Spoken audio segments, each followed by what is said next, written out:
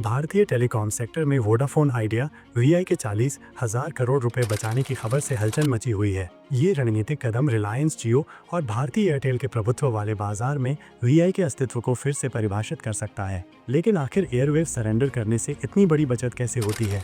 चलिए spectrum policy, date restructuring और telecom economics के जटिल खेल को समझते हैं, जो भारत के संघर्षरत टेलीकॉम दिग्गज में नई जान फूंक सकता है। लीगेसी स्पेक्ट्रम डेट का बोझ, वोडाफोन आइडिया का वित्तीय बोझ।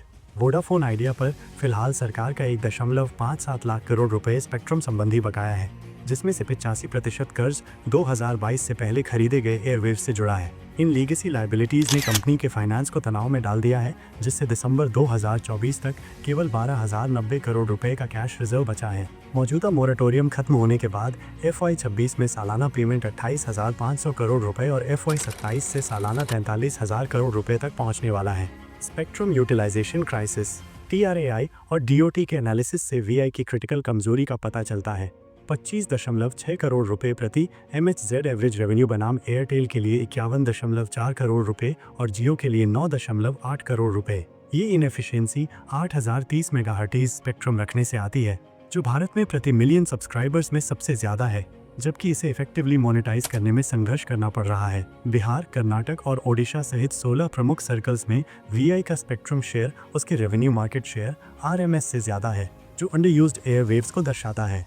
Spectrum surrender, lifeline, policy shift, rule book को फिर से लिखना। डिपार्टमेंट ऑफ टेलीकम्युनिकेशंस DOT 2022 से पहले के स्पेक्ट्रम को सरेंडर करने की अनुमति देने वाले नियमों को फाइनल कर रहा है, जो एक ऐतिहासिक पॉलिसी रिवर्सल है। पहले के गाइडलाइंस जून 2022 में केवल 10 साल बाद 2022 के बाद के एयरवेव्स को सरेंडर करने की अनुमति थी।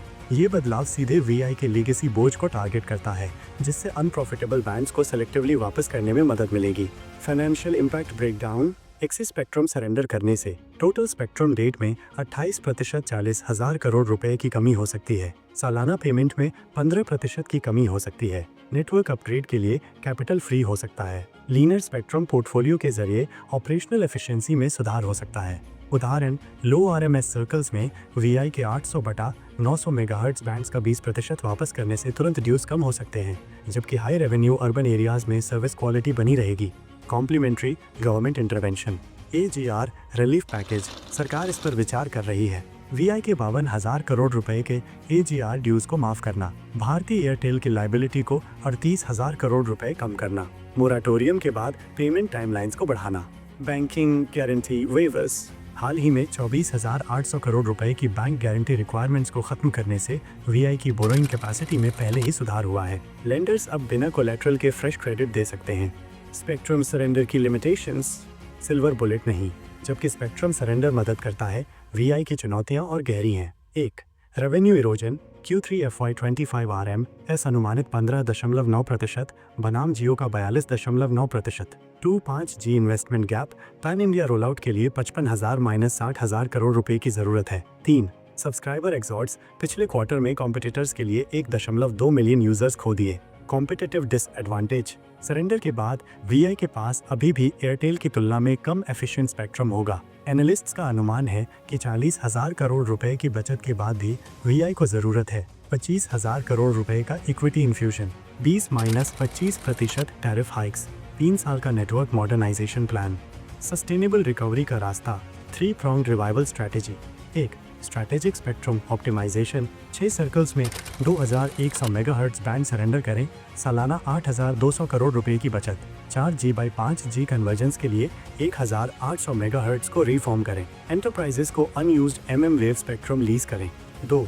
गवर्नमेंट पार्टनरशिप मॉडल, 33,000 करोड़ रुपए के इंटरेस्ट ड्यूज को 7% प्रेफरेंशियल शेयर्स में कन्वर्ट करें। स्ट्रेस टेलीकॉम कंपनियों के लिए यूसेज बेस्ड स्पेक्ट्रम प्राइसिंग शुरू करें।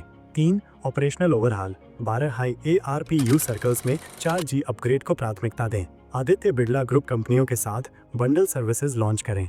AI ड्रिवन नेटवर्क मैनेजमेंट लागू करें, 18% तक कॉस्ट में कटौती। VI के सर्वाइवल के ripple effects, consumer impact. Successful revival से 3 प्लेयर मार्केट कंपटीशन बना रहेगा।